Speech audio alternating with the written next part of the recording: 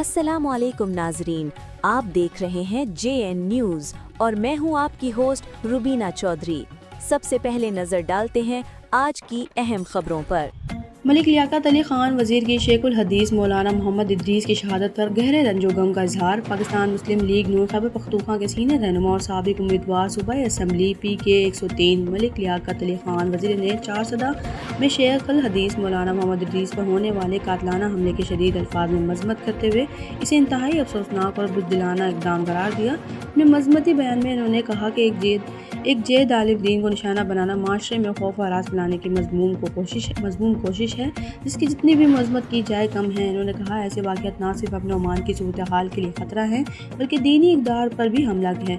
मलिक लियाकत अली वज़ीर ने शहीद मौलाना मोहम्मद इदरीस की दर्जात की बुलंदी और लवाहिकीन के लिए सब्र जमील की दुआ करते हुए कहा कि दुख की इस घड़ी में वो गमज़दा ख़ानदान के साथ बराबर के शरीक है। इन्होंने फायरिंग के वाक़े में ज़ख्मी होने वाले पुलिस एहलकारों के जल्द सेहतयाबी के लिए भी नेक तमन्नाओं का इजहार किया।